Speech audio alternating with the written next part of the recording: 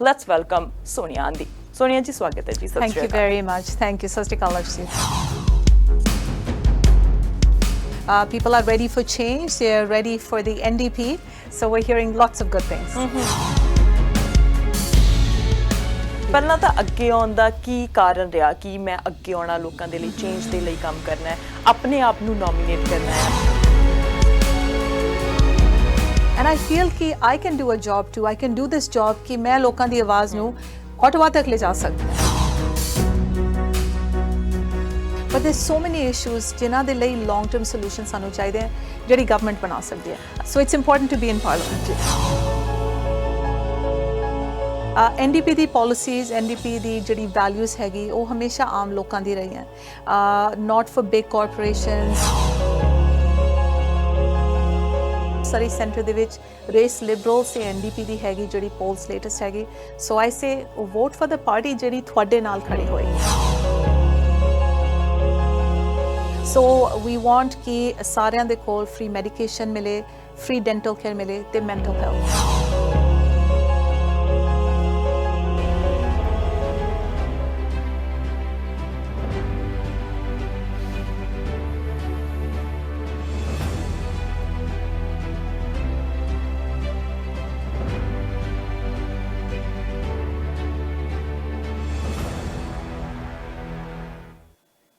ਸਤਿ ਸ਼੍ਰੀ ਅਕਾਲ, ਨਮਸਕਾਰ. ਤੁਸੀਂ ਦੇਖ ਰਹੇ ਹੋ ਸਾਂਝਾ ਟੀਵੀ. ਮੈਂ ਹਾਂ ਤੁਹਾਡੇ ਨਾਲ ਅਰਸ਼ਦੀਪ. ਡਿਸੀਜਨ 2021 ਫੈਡਰਲ ਇਲੈਕਸ਼ਨ ਦਾ ਡਿਸੀਜਨ ਤੁਹਾਡੇ ਹੱਥਾਂ ਦੇ ਵਿੱਚ ਹੈ ਕਿ ਤੁਸੀਂ ਕਿਸ ਪਾਰਟੀ ਨੂੰ ਵੋਟ ਪਾਉਂਦੇ ਹੋ ਤੇ ਕਿਹੜੀ ਪਾਰਟੀ ਨੂੰ ਪਾਰਲੀਮੈਂਟ ਵਿੱਚ ਲੈ ਕੇ ਜਾਂਦੇ ਹੋ ਤੇ ਕਿਹੜੇ ਐਮਪੀ ਨੂੰ ਚੁਣਦੇ ਹੋ ਜਿਹੜੀ ਤੁਹਾਡੀ ਆਵਾਜ਼ ਬਣੇ ਤੇ ਤੁਹਾਡੇ ਇਸ਼ੂਜ਼ ਨੂੰ ऑटवा तक लैके जाए. फैडरल इलैक्शन संबंधी असीं तुहाडे तक इन्फॉर्मेशन पहुँचा रहे हैं, जिंदे विचों जे सरी सेंटर की गल करिए तो उतों NDP के कैंडीडेट ने सोनिया आंधी. अज उन्हां दे नाल गलबात होवेगी. जे सोनिया दे बारे गल करां तां तुसीं बहुत सारे लोग उन्हां नूं बखूबी जाणदे आ. सब तो पहलां शक्ति सोसाइटी की जे मैं गल करां,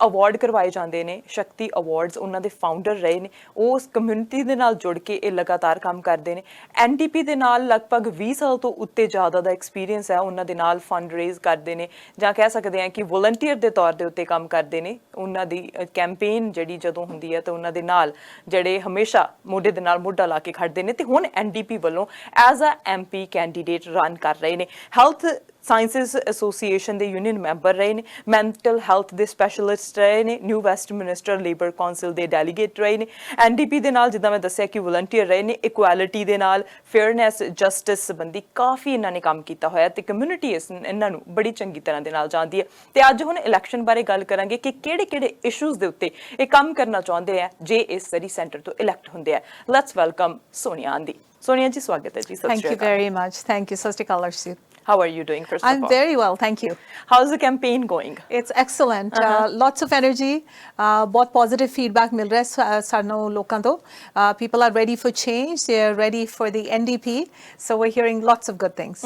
So this time ਤੁਸੀਂ ਜਿਵੇਂ ਮੈਂ ਕਿਹਾ ਕਿ ਵਲੰਟੀਅਰ ਦੇ ਤੌਰ ਤੇ NDP ਦੇ ਨਾਲ ਕੰਮ ਕੀਤਾ ਹੈ, ਬਹੁਤ ਸਾਰੀਆਂ ਕੈਂਪੇਨ ਨਾਲ ਵੀ ਕੰਮ ਕੀਤਾ ਹੈ, ਬਹੁਤ ਸਾਰੇ NDP ਕੈਂਡੀਡੇਟਸ ਦੇ ਨਾਲ ਕੰਮ ਕੀਤਾ ਹੈ ਜਿਹੜੇ NDP ਵਿਨ ਹੋਏ ਨੇ, MLAs ਨੇ, MPs ਨੇ, ਉਹਨਾਂ ਦੇ ਨਾਲ ਰਹੇ ਹੈਗੇ. ਪਰ ਆਪਣੇ ਲਈ ਅੱਜ ਹੁਣ ਕੈਂਪੇਨ ਪਹਿਲੀ ਵਾਰ ਕਰ ਰਹੇ ਹੋ. ਪਹਿਲਾਂ ਤਾਂ ਅੱਗੇ ਆਉਣ ਦਾ ਕੀ ਕਾਰਨ ਰਿਹਾ ਕਿ ਮੈਂ ਅੱਗੇ ਆਉਣਾ ਲੋਕਾਂ ਦੇ ਲਈ ਚੇਂਜ ਦੇ ਲਈ ਕੰਮ ਕਰਨਾ ਹੈ, ਆਪਣੇ ਆਪ ਨੂੰ ਨੋਮੀਨੇਟ ਕਰਨਾ ਹੈ, ਮੈਂ ਆਪਣੇ ਆਪ ਨੂੰ ਇੱਕ as a voice of riding represent ਕਰਨਾ ਹੈ. How you take that decision? Sure.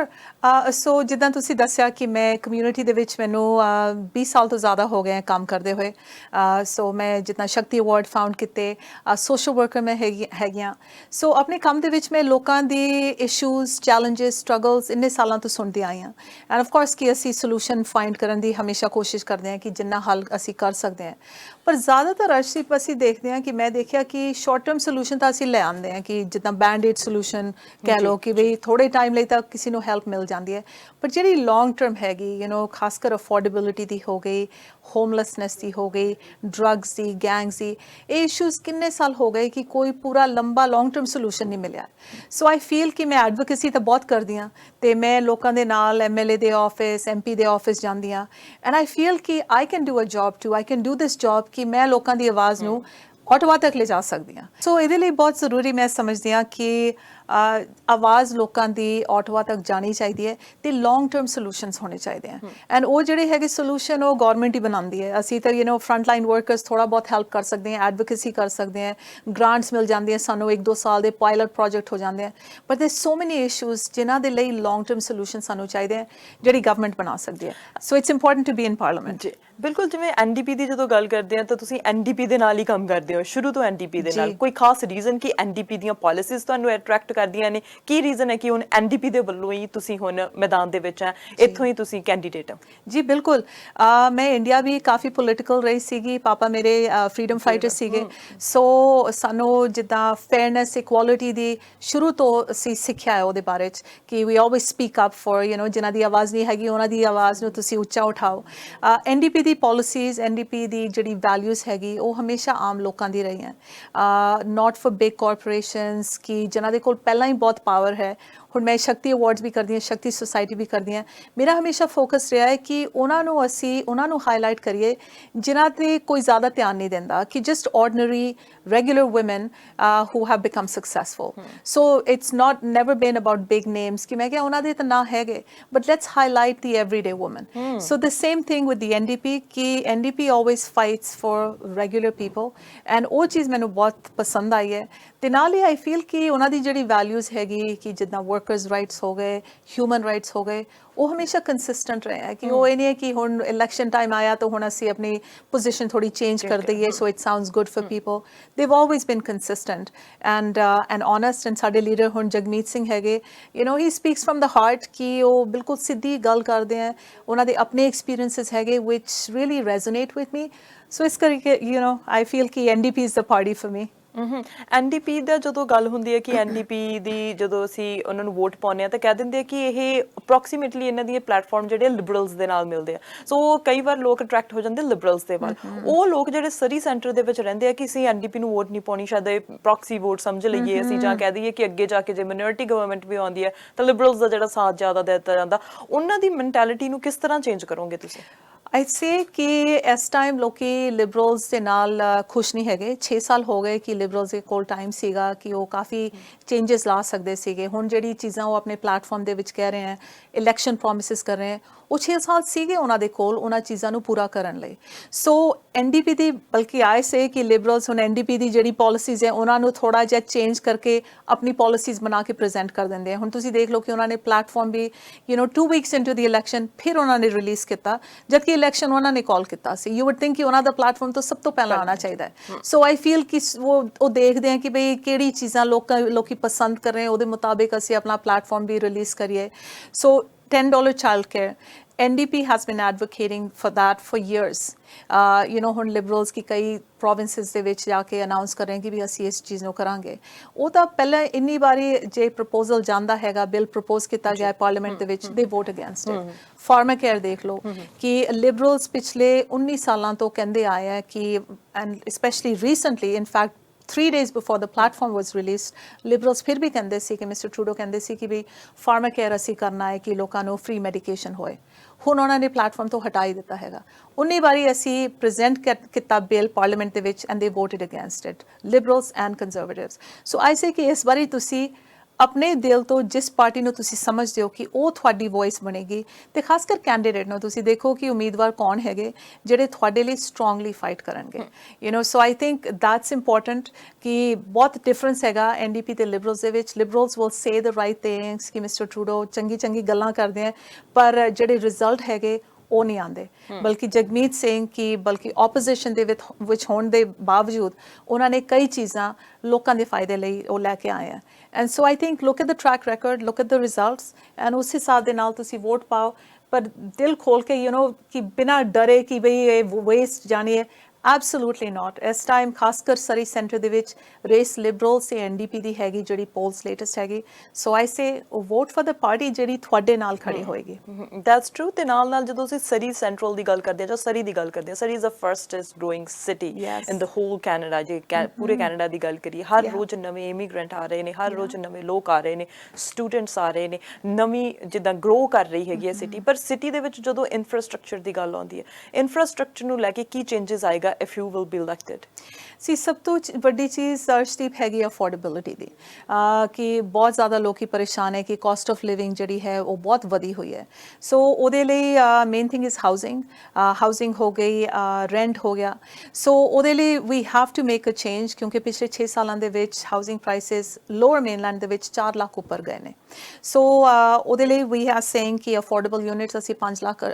ਦੇਵਾਂਗੇ 1.7 ਮਿਲੀਅਨ ਹੋਮਸ ਅਸੀਂ ਅਗਲੇ 4 ਸਾਲਾਂ ਦੇ ਵਿੱਚ ਪੂਰੇ ਕੈਨੇਡਾ ਦੇ ਅਕ੍ਰੋਸ ਮੁਹੱਈਆ ਕਰਾਂਗੇ ਨਾਲ ਹੀ ਹੋਮ ਓਨਰਸ ਗ੍ਰਾਂਟਸ ਨੂੰ ਅਸੀਂ ਇੰਪਰੂਵ ਕਰਾਂਗੇ ਟੈਕਸ ਰਿਬੇਟ ਜਿਹੜਾ ਹੈਗਾ ਉਹਨੂੰ ਡਬਲ ਕਰਕੇ ਲੋਕਾਂ ਨੂੰ ਰਾਈਟ ਵੇ ਮਿਲ ਜਾਏ ਜਦੋਂ ਘਰ ਦੇ ਵਿੱਚ ਮੂਵ ਹੁੰਦੇ ਐ ਨਹੀਂ ਕਿ end of the tax year ਕਿ ਤੁਹਾਨੂੰ ਉਸ ਟਾਈਮ ਮਿਲੇਗਾ ਕਿਉਂਕਿ ਜ਼ਿਆਦਾਤਰ ਲੋਕਾਂ ਨੂੰ ਜ਼ਰੂਰਤ ਉਸੇ ਟਾਈਮ ਹੁੰਦੀ ਹੈ ਕਿ ਵੀ ਤੁਸੀਂ ਮੂਵ ਹੋਏ ਹੋ ਇੰਨਾ ਖਰਚਾ ਕੀਤਾ ਹੈ ਤੁਸੀਂ ਜਿਹੜੀ ਮੌਰਗੇਜ ਹੈਗੀ ਉਹਨੂੰ ਅਸੀਂ 30 ਸਾਲ ਦਾ ਦੁਬਾਰਾ ਕਰ ਰਹੇ ਹਾਂ ਕਿ ਆਪਸ਼ਨ ਹੋ ਜਾਂਦੀ ਹੈ ਲੋਕਾਂ ਨੂੰ ਕਿ ਵੀ ਤੁਹਾਡੇ ਕੋਲ ਜ਼ਿਆਦਾ ਟਾਈਮ ਹੈ ਕਿ ਤੁਸੀਂ ਆਪਣੀ ਪੇਮੈਂਟਸ ਜ਼ਿਆਦਾ ਐਕਸਟੈਂਡ ਕਰ ਸਕਦੇ ਹੋ ਤੇ ਰੈਂਟ ਸਬਸਿਡੀ ਅਸੀਂ ਅਪ ਟੂ $5,000 ਦੇਵਾਂਗੇ ਕਿਉਂਕਿ you know it's so hard for people to afford rent for so many people so you know affordability ਲਈ ਅਸੀਂ ਇਹ ਚੀਜ਼ਾਂ ਕੀਤੀ ਹੈਗੀਆਂ and of course big thing ਕਿ ਜਿਹੜੀ ਫਾਰਮਾ ਕੇਅਰ ਹੈਗੀ ਕਿ you know I think we want ਕਿ ਲੋਕਾਂ ਦੀ ਜੇਬ ਦੇ ਵਿੱਚ ਜ਼ਿਆਦਾ ਪੈਸੇ ਹੋਣੇ ਚਾਹੀਦੇ ਆ ਸੋ ਫਾਰਮਾ ਕੇਅਰ ਹੈਗਾ ਕਿ ਤੁਹਾਨੂੰ ਫ੍ਰੀ ਮੈਡੀਕੇਸ਼ਨ ਮਿਲੇਗੀ ਜੇ ਯੂ نو ਤੁਹਾਡੇ ਕੋਲ ਕਵਰੇਜ ਹੈਗੀ ਕੰਮ ਤੋਂ ਫਿਰ ਤਾਂ ਲੋਕੀ you know you are covered you get your medication but so many people ਉਹਨਾਂ ਦੇ ਕੋਲ ਨਹੀਂ ਹੈਗੀ ਕਵਰੇਜ ਖਾਸ ਕਰ ਸੀਨੀਅਰਸ ਕਿ ਤੁਸੀਂ ਰਿਟਾਇਰ ਹੋ ਜਾਂਦੇ ਹੋ ਤੁਹਾਡੇ ਕੋਲ ਬੈਨੀਫਿਟਸ ਨਹੀਂ ਹੈਗੇ ਸਭ ਤੋਂ ਜ਼ਿਆਦਾ ਯੂ نو ਯੂਜੂਅਲੀ ਲੋਡ ਦਵਾਈਆਂ ਦੀ ਉਸ ਟਾਈਮ ਪੈਂਦੀ ਹੈ ਸੋ ਵੀ ਵਾਂਟ ਕਿ ਸਾਰਿਆਂ ਦੇ ਕੋਲ ਫ੍ਰੀ ਮੈਡੀਕੇਸ਼ਨ ਮਿਲੇ ਫ੍ਰੀ ਡੈਂਟਲ ਕੇਅਰ ਮਿਲੇ ਤੇ ਮੈਂਟਲ ਹੈਲਥ ਕਿਉਂਕਿ ਤੁਹਾਨੂੰ ਪਤਾ ਹੀ ਖੁਦ ਵੀ specialist exactly and I see this every day ਮੈਂ ਲੋਕਾਂ ਦੀ and you know it's not just ਕਿ ਜਿਹੜੇ ਲੋਕੀ ਸਟਰਗਲ ਕਰ ਰਹੇ ਹੈ ਕਿ I work with CEOs I work with professionals nurses ਹੋ ਗਈਆਂ ਟੀਚਰਸ ਹੋ ਗਈਆਂ ਸਾਰੇ ਮੈਂਟਲ ਹੈਲਥ ਬਹੁਤ ਵੱਡੀ ਚੀਜ਼ ਹੈ ਜਿਹਨੂੰ ਮੈਂ ਕਹਿੰਦੀ ਹਾਂ ਸਾਇਲੈਂਟ ਪੈਂਡੈਮਿਕ ਹੈਗਾ ਨਾਲ ਇਹ ਹੁਣ ਹੋਰ ਵੱਧ ਜਾਣਾ ਹੈ ਕਿਉਂਕਿ ਜਦੋਂ ਇਸ ਪੈਂਡੈਮਿਕ ਤੋਂ ਅਸੀਂ ਓਵਰ ਹੋਣਾ ਨਾ ਉਸ ਤੋਂ ਬਾਅਦ ਮੈਂਟਲ ਹੈਲਥ ਦੇ ਇਸ਼ੂ ਆਉਣੇ ਆ ਉਹਦੇ ਲਈ ਇੱਕ ਸਟਰੋਂਗ ਪਲਾਨ ਚਾਹੀਦਾ for Canadians and for people in city central as well absolutely and you know it's not affordable ਕਿ ਕਾਫੀ ਐਕਸਪੈਂਸਿਵ ਹੈਗੀ ਸਰਵਿਸਿਜ਼ ਜਿਹੜੀ ਗਵਰਨਮੈਂਟ ਤੋਂ ਹੈਗੀ ਸਰਵਿਸਿਜ਼ ਬਹੁਤ ਲੰਬੀ ਵੇਟ ਲਿਸਟ ਹੈ so you know people need that service now and so we want ਕਿ ਮੈਕਸਿਮਮ ਫ੍ਰੀ ਸਰਵਿਸ ਲੋਕਾਂ ਨੂੰ ਮਿਲੇ so you know so that's definitely our plan NDP advocate ਕਰਦੀ ਹੈ ਹਮੇਸ਼ਾ ਡੈਂਟਲ ਕੇਅਰ ਨੂੰ ਲੈ ਕੇ ਕਿ ਡੈਂਟਲ ਕੇਅਰ ਵੀ ਕਵਰ ਹੋਣਾ ਚਾਹੀਦਾ ਆ ਸੋ ਜੇ NDP ਗਵਰਨਮੈਂਟ ਫਾਰਮ ਕਰਦੀ ਹੈ ਕੀ ਡੈਂਟਲ ਕਵਰ ਹੋਏਗਾ ਜੀ ਐਬਸੋਲੂਟਲੀ ਤੁਹਾਡੀ ਇਨਕਮ ਜੇ ਅੰਡਰ 90,000 ਹੈ ਸੋ ਡੈਂਟਲ ਕੇਅਰ ਉਹਦੇ ਵਿੱਚ ਕਵਰਡ ਹੋਏਗਾ ਕਿਉਂਕਿ ਸੋ ਮੈਨੀ ਪੀਪਲ ਉਹ ਨਹੀਂ ਜਾਂਦੇ ਐਂਡ ਡੈਂਟਲ ਕੇਅਰ ਸਿਰਫ ਦੰਦਾਂ ਦੀ ਸਿਹਤ ਨਹੀਂ ਹੈ ਕਿ it's affects your whole health so you have to be able to go to the dentist but ਕਿੰਨੇ ਲੋਕੀ ਨਹੀਂ ਜਾਂਦੇ so we will be covering medication, dental care and vision care as well as mental health. What about the environment crisis? ਜਦੋਂ ਅਸੀਂ climate change ਦੀ ਗੱਲ ਕਰਦੇ ਹਾਂ it's big for us now because ਜਦੋਂ ਅਸੀਂ BC ਦੇ ਵਿੱਚ ਸਪੈਸ਼ਲੀ ਰਹਿੰਦੇ ਹਾਂ ਅਸੀਂ heat wave ਨੂੰ ਦੇਖਿਆ ਅਸੀਂ ਅੱਗ ਨੂੰ ਦੇਖਿਆ ਆ ਅਸੀਂ ਜਦੋਂ ਕਹਿ ਸਕਦੇ ਹਾਂ ਸਨੋ ਹੁੰਦੀ ਆ ਉਦੋਂ ਡਿਫਰੈਂਟ ਚੇਂਜ ਹੁੰਦਾ ਆ ਸੋ ਸਰਦੀ ਗਰਮੀ ਹਰ ਚੀਜ਼ ਸਾਨੂੰ ਇਫੈਕਟ ਜਿਹੜੀ ਆ ਕਰ ਰਹੀ ਹੈ ਅਸੀਂ ਜੇ ਪਿਛਲੇ 5-10 ਸਾਲ ਤੇ ਦੇਖੀਏ ਤਾਂ ਉਦੋਂ ਇੰਨਾ ਕੁਝ ਨਹੀਂ ਹੁੰਦਾ ਸੀ ਜਿੰਨਾ ਹੁਣ ਰੀਸੈਂਟ 5 ਇਅਰਸ ਦੇ ਵਿੱਚ ਹੋਣ ਲੱਗ ਗਿਆ ਤੇ ਹੁਣ ਜਿਹੜੇ ਜਦੋਂ ਅਸੀਂ ਕਹਿ ਦਿੰਦੇ ਆ ਕਿ ਰਿਸਰਚਰਸ ਹੈਗੇ ਉਹ ਕਹਿ ਰਹੇ ਆ ਕਿ ਆਉਣ ਵਾਲੇ ਸਮੇਂ ਦੇ ਵਿੱਚ ਇਹ ਹੋਰ ਵੱਡਾ ਹੋ ਸਕਦਾ ਭਿਆਨਕ ਹੋ ਸਕਦਾ ਹੈ ਉਹਦੇ ਲਈ ਕੀ ਪਲਾਨ ਹੈਗਾ NDP ਦਾ ਕਿ ਕੀ ਕਰੇਗੀ NDP ਜੇ ਗਵਰਨਮੈਂਟ ਜਿਹੜੀ ਉਹ ਫਾਰਮ ਕਰਦੀ ਹੈ ਰਾਈਟ ਸੋ ਉਹਦੇ ਲਈ ਅਰਸ਼ਦੀਪ ਕਿ ਯੂ ਆਰ ਰਾਈਟ ਕਿ ਹੁਣ ਤਾਂ ਸਾਨੂੰ ਕਲਾਈਮੇਟ ਸਾਇੰਟਿਸਟ ਨੂੰ ਵੀ ਨਹੀਂ ਦੇਖਣਾ ਪੈਂਦਾ ਅਸੀਂ ਆਪ ਦੇਖ ਰਹੇ ਹਾਂ ਕਿ ਕੀ ਚੇਂਜਸ ਆ ਰਹੀਆਂ ਹੈ ਐਂਡ ਸਰੀ ਸੈਂਟਰ ਨੂੰ ਇਹ ਬਹੁਤ ਜ਼ਿਆਦਾ ਇਫੈਕਟ ਕਰੇਗੀ ਕਿਉਂਕਿ ਜਿਹੜਾ ਸੈਂਟਰਲ ਸਿਟੀ ਦਾ ਏਰੀਆ ਹੈ ਉੱਥੇ ਕਾਫੀ ਕੰਸਟਰਕਸ਼ਨ ਹੈ ਹਾਈ ਰਾਈਜ਼ਸ ਹੈ that's the hottest spot in all of Surrey ਜਦ ਗਰਮੀਆਂ ਦੇ ਵਿੱਚ ਸਭ ਤੋਂ ਜ਼ਿਆਦਾ ਗਰਮੀ ਉੱਥੇ ਪੈਂਦੀ ਹੈ ਤੇ ਉੱਥੇ ਤੁਸੀਂ ਦੇਖ ਲਓ ਕਿ ਕਾਫੀ ਯੂ نو ਹੋਮਲੈਸ ਲੋਕੀ ਵੀ ਹੈਗੇ ਜਿਨ੍ਹਾਂ ਦੇ ਕੋਲ ਫਿਰ ਖਾਸ ਕਰ ਗਰਮੀਆਂ ਦੇ ਵਿੱਚ ਕੋਈ ਸ਼ੈਲਟਰ ਨਹੀਂ ਹੈਗੀ so you know it's a big issue and seniors ਤੇ ਦੇਖ ਲਓ ਕਿ ਤੁਸੀਂ ਤੁਹਾਨੂੰ ਪਤਾ ਹੀ ਹੈ ਕਿ ਇਸ ਸਮਰ ਦੇ ਵਿੱਚ ਕਿ 800 ਤੋਂ ਉੱਪਰ ਮੌਤਾਂ ਹੋਈਆਂ ਸੋ ਬਿਗ ਥਿੰਗ ਇਜ਼ ਕਿ ਹੁਣ ਅਗੇਨ ਜਸਟਿਨ ਮਿਸਟਰ ਟਰੂਡੋ ਨੇ ਯੂ نو ਪ੍ਰੋਮਿਸ ਕੀਤਾ ਸੀਗਾ ਕਿ ਉਹ gas subsidies fossil fuel subsidies ਨੂੰ ਖਤਮ ਕਰ ਦੇਵਾਂਗੇ ਪਰ ਉਸ ਤੋਂ ਬਾਵਜੂਦ ਉਹਨਾਂ ਨੇ ਉਹ ਕਹਿਣ ਤੋਂ ਬਾਵਜੂਦ ਜਾ ਕੇ ਉਹਨਾਂ ਨੇ ਪਾਈਪਲਾਈਨ ਦੇ ਵਿੱਚ you know billions of dollars invest karte hain so we have to take a look at that ki we will end gas and fuel fossil fuel subsidies te oh jehda paisa hega oh assi green economy te environmental friendly economy de vich pawange electrification of vehicles khas kar jehdi transit hegi ਉਹਦੇ ਉੱਤੇ ਅਸੀਂ ਜ਼ਿਆਦਾ ਪੈਸਾ spend ਕਰਾਂਗੇ, ਜਿਹਦੇ ਨਾਲ transportation ਤਾਂ ਹੋਏਗੀ ਈਜ਼ੀ, ਪਰ ਪੋਲਿਊਸ਼ਨ ਘੱਟ ਹੋਏਗੀ। So so that is definitely our plan. And ਉਹਦੇ ਨਾਲ ਜੌਬਸ ਦਾ ਵੀ ਅਸੀਂ ਦੇਖਣਾ ਹੈ ਕਿ ਕਈ ਲੋਕਾਂ ਨੂੰ ਹੁੰਦਾ ਹੈ ਕਿ ਵੀ ਜੇ ਪਾਈਪਲਾਈਨ ਤੁਸੀਂ ਬੰਦ ਕਰ ਦਿਓ ਕਿੰਨੇ ਲੋਕਾਂ ਦੀ ਜੌਬਸ ਇਫੈਕਟ ਹੋਏਗੀ। So we want to make sure ਕਿ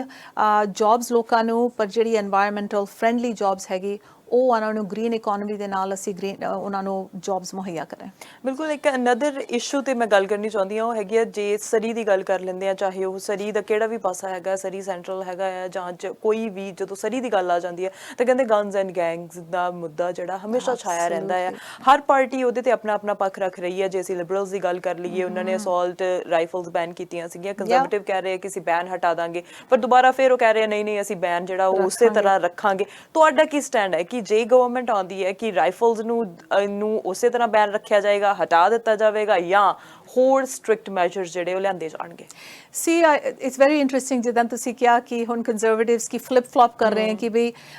ਆਈ ਫੀਲ ਕਿ ਜਿਹੜੀ ਅਸੌਲਟ ਰਾਈਫਲਸ ਹੈਗੀ ਕਿ ਉਹ ਕਮਿਊਨਿਟੀ ਦੇ ਵਿੱਚ ਕਿ they are used to kill people, ਕਿ ਕਿਸੇ ਨੂੰ ਜ਼ਰੂਰਤ ਨਹੀਂ ਹੈਗੀ ਕਿ ਹੁਣ ਜਿੱਦਾਂ ਗਨ ਲੌਬੀਸ ਹੈਗੇ ਕਿ ਕਈ ਹੈਗੇ ਹੌਬੀ ਲਈ ਗਨਸ ਰੱਖਦੇ ਆ, ਪਰ ਉਹਦੇ ਵਿੱਚ ਅਸੌਲਟ ਰਾਈਫਲ ਦਾ ਮੈਂ ਨਹੀਂ ਸਮਝਦੀ ਕਿ ਕੋਈ ਮਕਸਦ ਹੈਗਾ ਜਾਂ ਮਾਇਨੇ ਰੱਖਦਾ ਹੈ। ਸਾਡਾ ਫੋਕਸ ਹੈ ਕਿ ਜਿਹੜਾ ਗੈਂਗ ਵਾਇਲੈਂਸ ਹੈ ਉਹਨੂੰ ਕਿਸ ਤਰ੍ਹਾਂ ਰਿਡਿਊਸ ਕਰਨਾ ਹੈ। ਖਾਸ ਕਰ ਸਰੀ ਦੇ ਵਿੱਚ ਕਿ ਥੋੜੇ ਟਾਈਮ ਲਈ ਸ਼ਾਂਤੀ ਹੋ ਜਾਂਦੀ ਹੈ ਕਿ ਚਲੋ ਕੁਝ ਨਹੀਂ ਹੋਇਆ, ਪਰ ਉਹ ਡਰ ਸਾਰੇ ਲੋਕਾਂ ਦੇ ਵਿੱਚ ਹੈਗਾ ਕਿ ਇੱਕਦਮ ਯੂ ਹੀਅਰ ਕਿ ਬਈ ਸ਼ੂਟਿੰਗ ਹੋਈ ਹੈ। ਖਾਸ ਕਰ ਪੇਰੈਂਟਸ ਨੂੰ ਦੇ ਸੋ ਵਰਿਡ ਕਿ ਵੀ ਸਾਡੇ ਬੱਚੇ ਇਸ ਪਾਸੇ ਨਾ ਜਾਈਏ, ਤੇ day time shooting ਹੋ ਰਹੀ ਹੈ ਇਸ time. so people are really worried। so ਸਾਡਾ ਫੋਕਸ ਹੈਗਾ ਕਿ ਗੈਂਗ ਵਾਇਲੈਂਸ ਨੂੰ ਅਸੀਂ ਕਿਸ ਤਰ੍ਹਾਂ ਰਿਡਿਊਸ ਕਰ ਸਕਦੇ ਹਾਂ, ਨਾਲ ਹੀ ਜਿਹੜੀ ਗਨਸ ਜਾਂ ਡਰੱਗਸ ਆ ਰਹੇ ਹੈ ਬਾਰਡਰਸ ਤੋਂ, ਬਾਰਡਰਸ ਨੂੰ ਸਿਕਿਉਰ ਅਸੀਂ ਕਿਸ ਤਰ੍ਹਾਂ ਕਰਨਾ ਹੈ। ਲੈਂਡ ਬਾਰਡਰ ਹੋ ਗਿਆ, ਪੋਰਟਸ ਹੋ ਗਏ, ਪੋਰਟਸ ਦੇ ਥਰੂ ਕਿੰਨੇ ਗਨਸ ਹੈਗੇ, ਕਿੰਨਾ ਅਸਲਾ ਇੱਥੇ ਆ ਰਿਹਾ ਹੈ, ਉਸ ਚੀਜ਼ ਨੂੰ ਰੋਕਣਾ ਬਹੁਤ ਜ਼ਰੂਰੀ ਹੈ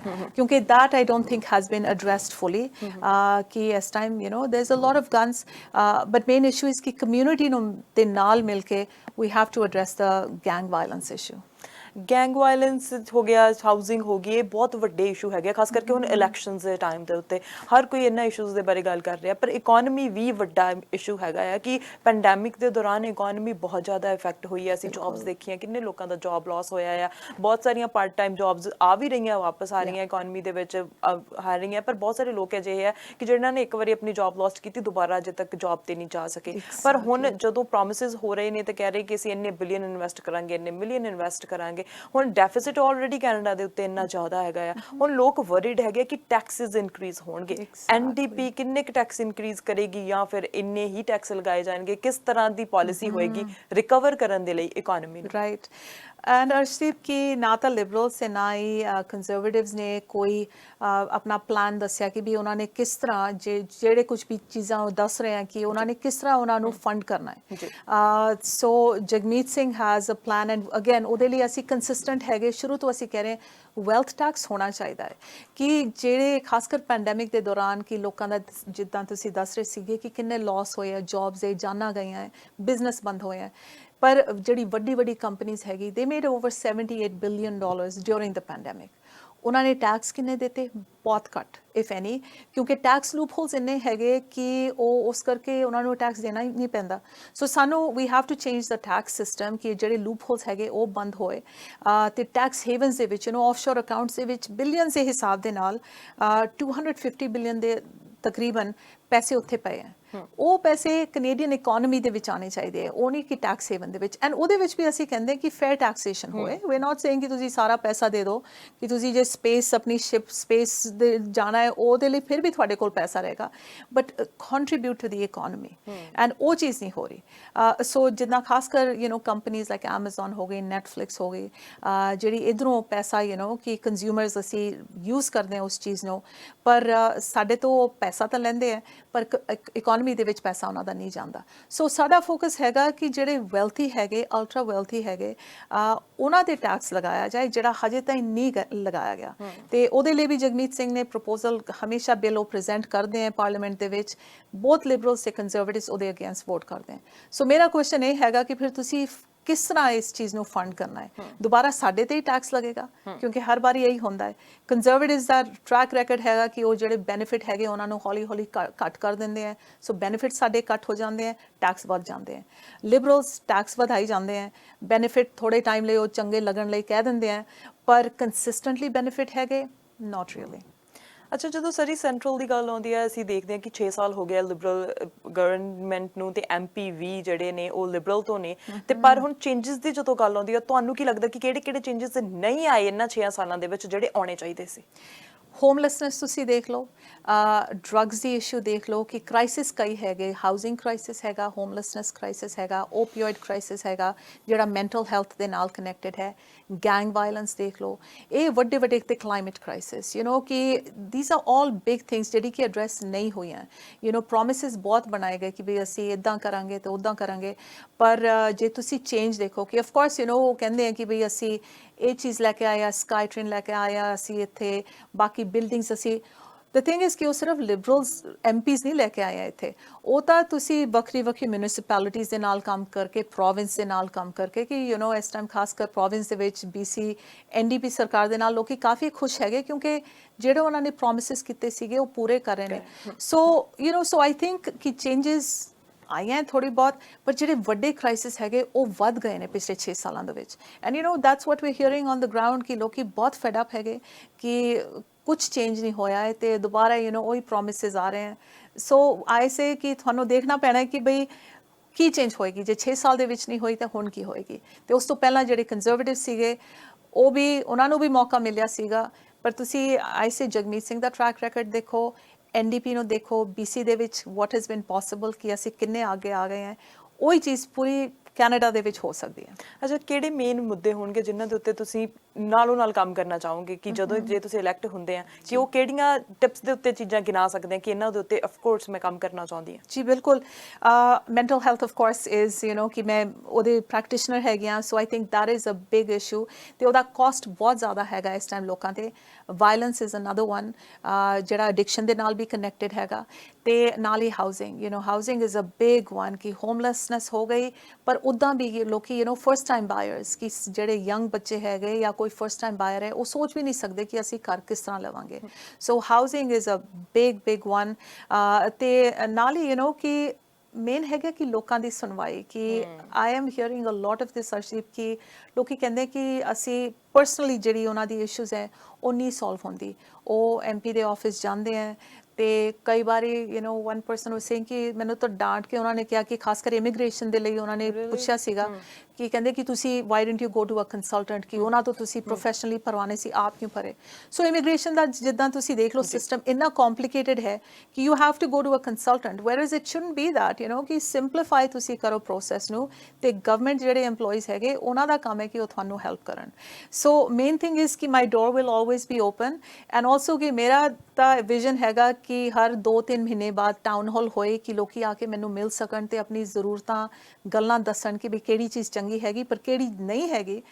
because people don't get a chance to talk about those things, right. ਕਿ ਤੁਹਾਡੀ ਜਾਣ ਪਹਿਚਾਣ ਕਈ ਵਾਰੀ ਹੋਏ ਤਾਂ ਤੁਸੀਂ ਸੋਚੋ ਚਲੋ ਅਸੀਂ ਕਰ ਲੈਂਦੇ ਆ, ਕਈ ਬੈਰੀਅਰਸ ਹੁੰਦੇ ਆ, ਲੈਂਗੁਏਜ ਬੈਰੀਅਰ ਹੋ ਗਿਆ, ਕਈ ਵਾਰੀ ਫਾਈਨੈਂਸ਼ੀਅਲੀ ਲੋਕਾਂ ਦੇ ਕੋਲ ਟਾਈਮ ਨਹੀਂ ਹੁੰਦਾ, ਕੰਮ ਤੇ ਬਿਜ਼ੀ ਹੁੰਦੇ ਕਿ ਕਿਸ ਟਾਈਮ ਫੋਨ ਕਰੇ। ਸਾਡੇ ਜੀ ਆਫਿਸ ਆਵਰਸ ਹੀ ਕਿ ਯੂ نو 9 to 5 ਹੈ, ਉਸ ਤੋਂ ਬਾਅਦ ਬੰਦਾ ਕੀ ਕਰੇਗਾ। ਸੋ ਐਕਸੈਸਿਬਿਲਿਟੀ ਹੋਣੀ ਬਹੁਤ ਜ਼ਰੂਰੀ ਹੈ। ਸੋ ਮਾਈ ਪਲਾਨ ਇਜ਼ ਕਿ ਟਾਊਨ ਹਾਲ ਕਰਾਂਗੇ ਅਸੀਂ, ਡੋਰ ਨੌਕਿੰਗ ਹੈਗੀ ਜਿਹੜੀ ਇਲੈਕਸ਼ਨ ਟਾਈਮ ਤੇ ਹੀ ਨਹੀਂ, ਬਾਅਦ ਚ ਵੀ ਹੋਣੀ ਚਾਹੀਦੀ ਕਿ ਵੀ how are you, you know ki after you know 3-4 months ki hi, you know thank you, you supported me even if you didn't, I'm your MP, I'm here to serve you, how are things going, you know I think ਉਹ ਬਹੁਤ ਜ਼ਰੂਰੀ ਹੈ ਕਿ ਸਾਡਾ contact ਲੋਕਾਂ ਦੇ ਨਾਲ ਜਿਨ੍ਹਾਂ ਨੂੰ ਅਸੀਂ ਰਿਪਰੈਜ਼ੈਂਟ ਕਰ ਰਹੇ ਹਾਂ ਉਹ ਬਹੁਤ ਜ਼ਰੂਰੀ ਹੈ ਕਿ ਹੋਣਾ ਚਾਹੀਦਾ। ਬਿਲਕੁਲ, ਨਾਲ ਹੁਣ ਇਹ ਤਾਂ ਮੇਰਾ ਤੁਸੀਂ ਕੁਐਸਚਨ ਦਾ ਆਨਸਰ ਆਲਰੇਡੀ ਦੇ ਦਿੱਤਾ ਹੈ ਕਿ ਵਾਈ ਸੋਨੀਆ ਆਂਦੀ, ਪਰ ਹੁਣ 20th of September ਨੂੰ ਜਿਹੜੇ ਵੋਟ ਪਾਉਣ ਜਾ ਰਹੇ ਆ ਉਹਨਾਂ ਨੂੰ ਕੀ ਅਪੀਲ ਹੋਏਗੀ, ਵੋਟ ਅਪੀਲ? ਮੇਰੀ ਅਪੀਲ ਹੈਗੀ ਕਿ ਤੁਸੀਂ ਆਪਣੇ ਦਿਲ ਤੋਂ ਜਿਸ ਚੀਜ਼ ਦੇ ਨਾਲ ਤੁਸੀਂ ਸਮਝਦੇ ਹੋ ਕਿ ਤੁਹਾਡੀ ਆਵਾਜ਼ ਚੁੱਕੀ ਜਾਏਗੀ ਤੇ ਸੁਣੀ ਜਾਏਗੀ ਆਟੋਵਾ ਦੇ ਵਿੱਚ, ਉਸ ਹਿਸਾਬ ਦੇ ਨਾਲ ਤੁਸੀਂ ਵੋਟ ਪਾਓ, ਡਰ ਕੇ ਨਾ ਵੋਟ ਪਾਓ। ਇਹ ਚੀਜ਼ ਲਿਬਰਲਸ ਖਾਸ ਕਰ ਕਹਿ ਰਹੇ ਕਿ ਵੀ ਜੇ ਤੁਸੀਂ NDP ਨੂੰ ਵੋਟ ਪਾਉਂਦੇ ਹੋ ਤਾਂ ਉਹ ਕੰਜ਼ਰਵੇਟਿਵਸ ਦੀ ਵੋਟ ਹੈ। ਐਬਸੋਲੂਟਲੀ ਨਾਟ, NDP ਦੀ ਵੋਟ ਹੈ ਤੇ ਉਹ NDP ਨੂੰ ਹੀ ਜਾਏਗੀ। ਖਾਸ ਕਰ ਸਰੀ ਸੈਂਟਰ ਦੇ ਵਿੱਚ ਸਾਡੇ ਚਾਂਸਸ ਬਹੁਤ ਸਟਰੋਂਗ ਹੈ ਤੇ ਅਸੀਂ ਹਮੇਸ਼ਾ ਲੋਕਾਂ ਦੀ ਆਵਾਜ਼ ਚੁੱਕਦੇ ਰਹੇ ਹਾਂ ਤੇ ਉਹੀ ਅਸੀਂ ਕਰਾਂਗੇ। ਸੋ ਤੁਸੀਂ ਬਿਲਕੁਲ ਬੇਝਿਜਕ ਹੋ ਕੇ ਵੋਟ ਪਾਓ ਤੇ ਮੈਂ ਤੁਹਾਡੀ ਪ੍ਰੋਮਿਸ ਕਰਦੀ ਹਾਂ ਕਿ ਤੁਹਾਡੇ ਲਈ ਮੈਂ ਹਮੇਸ਼ਾ ਕੰਮ ਕਰਾਂਗੀ ਤੇ ਤੁਹਾਨੂੰ ਮੈਂ ਆਨਸਰੇਬਲ ਰਹਾਂਗੀ ਕਿ ਕੋਈ ਚੀਜ਼ ਤੁਹਾਡੀ ਨਹੀਂ ਪੂਰੀ ਹੁੰਦੀ ਮੈਨੂੰ ਤੁਸੀਂ ਆ ਕੇ ਮਿਲ ਸਕਦੇ ਹੋ। ਸੋ ਪਲੀਜ਼ 20 ਸਤੰਬਰ ਨੂੰ ਵੋਟ ਪਾਓ, ਪਰ अर्ਲੀ ਵੋਟਿੰਗ ਵੀ ਹੈਗੀ 10 11 12 13 ਤਾਰੀਖ ਨੂੰ। ਸੋ ਵੋਟ ਪਾਣੀ ਬਹੁਤ ਜ਼ਰੂਰੀ ਹੈ, ਉਹ ਤੁਹਾਡੀ ਆਵਾਜ਼ ਹੈਗੀ, ਉਹਨੂੰ ਤੁਸੀਂ ਜ਼ਰੂਰ ਮੇਕ ਸ਼ੋਰ ਕਿ ਆਟਵਾ ਤੱਕ ਉਹ ਆਵਾਜ਼ ਪਹੁੰਚੇ। Thank you so much Sonia ji and good luck for the elections. Thank you so much, really appreciate it. Thank you. So ਇਹ ਸਨ ਸੋਨੀਆ ਆਂਦੀ ਜਿਨ੍ਹਾਂ ਨੇ ਕਿਹਾ ਕਿ ਐਨਡੀਪੀ ਹਰ ਹਾਲ ਦੇ ਵਿੱਚ ਤੁਹਾਡੇ ਲਈ ਕੰਮ ਕਰੇਗੀ ਜੇ ਤੁਸੀਂ ਉਹਨਾਂ ਨੂੰ ਵੋਟ ਪਾਉਂਦੇ ਹੈਗੇ ਆ। ਸਰੀ ਸੈਂਟਰਲ ਤੋਂ ਇਹ ਇਸ ਰਾਈਡਿੰਗ ਤੋਂ ਮੈਦਾਨ ਦੇ ਵਿੱਚ ਨੇ। ਜੇ ਤੁਸੀਂ ਚਾਹੁੰਦੇ ਹੋ ਕਿ ਚੇਂਜ ਆਵੇ ਤਾਂ ਤੁਸੀਂ ਕਿਸੇ ਵੀ ਪਾਰਟੀ ਨੂੰ ਚੁਣ ਸਕਦੇ ਹੋ, liberals, Conservatives, NDP. Decision is yours. Decision 2021 is in your hands ਕਿ ਤੁਸੀਂ ਕਿਸ ਨੂੰ ਜਿਤਾ ਕੇ ਪ੍ਰਾਈਮ ਮਿਨਿਸਟਰ ਬਣਾਉਂਦੇ ਹੋ ਤੇ MP ਕਿਹੜਾ ਬਣਾਉਂਦੇ ਹੋ ਜਿਹਨੀ ਜਿਹੜੇ ਆਵਾਜ਼ ਤੁਹਾਡੀ ਆਟਵਾ ਤੱਕ ਲੈ ਕੇ ਜਾ ਸਕੇ। ਜਿਵੇਂ ਕਿ ਸੋਨੀਆ ਜੀ ਨੇ ਦੱਸਿਆ ਕਿ ਐਡਵਾਂਸ ਪੋਲ ਹੋ ਰਹੇ ਨੇ, ਐਡਵਾਂਸ ਪੋਲ ਦੇ ਵਿੱਚ ਹਿੱਸਾ ਲੈ ਸਕਦੇ ਹੋ। ਵੀਕਐਂਡ ਹੈਗਾ, ਵੀਕਐਂਡ ਦੇ ਉੱਤੇ ਤੁਸੀਂ ਐਡਵਾਂਸ ਪੋਲ 'ਚ ਹਿੱਸਾ ਲੈ ਸਕਦੇ ਆ, ਮੇਲ ਇਨ ਬੈਲਟ ਕਰ ਸਕਦੇ ਆ ਜਾਂ ਫਿਰ ਇਨ ਪਰਸਨ ਸੈਪਟੈਂਬਰ 20th ਨੂੰ ਜਿਹੜਾ ਤੁਹਾਡੇ ਘਰ ਦੇ ਕੋਲ ਜਿੱਥੇ ਵੀ ਤੁਸੀਂ ਜਾ ਕੇ ਵੋਟ ਪਾ ਸਕਦੇ ਹੋ, ਸਕੂਲ ਹੈ ਜਾਂ ਜਿੱਥੇ ਵੀ ਤੁਹਾਨੂੰ ਅਸਾਈਨ ਕੀਤਾ ਗਿਆ ਉੱਥੇ ਜਾ ਕੇ ਤੁਸੀਂ ਆਪਣੀ ਵੋਟ ਜ਼ਰੂਰ ਪਾਓ। Every single vote counts. ਕੱਲੀ ਵੋਟ ਕਾਊਂਟ ਕਰਦੀ ਹੈ। ਕੱਲੀ ਵੋਟ ਜਿਹੜੀ ਹੈ ਇਹ ਡਿਸੀਜਨ ਲੈ ਸਕਦੀ ਹੈ ਕਿ ਕੌਣ ਤੁਹਾਡੀ ਰਾਈਡਿੰਗ ਦੇ ਵਿੱਚੋਂ MP ਹੋਏਗਾ, ਜਿਹੜਾ ਨਹੀਂ ਹੋਏਗਾ। ਸੋ ਤੁਹਾਡੀ ਵੋਟ ਕਿਸੇ ਨੂੰ ਵੀ ਜਿਤਾ ਸਕਦੀ ਹੈ। ਸੋ do go and participate in voting process. ਅਸੀਂ ਤੁਹਾਡੇ ਤੱਕ ਇਨਫੋਰਮੇਸ਼ਨ ਇਸੇ ਤਰ੍ਹਾਂ ਪਹੁੰਚਾਉਂਦੇ ਰਵਾਂਗੇ। ਦੇਖਦੇ ਰਹੋ ਸਾਂਚਾ TV। ਮੈਨੂੰ ਅਰਸ਼ਦੀਪ ਨੂੰ ਦਿਓ ਇਜਾਜ਼ਤ। ਸਤਿ ਸ਼੍ਰੀ ਅਕਾਲ।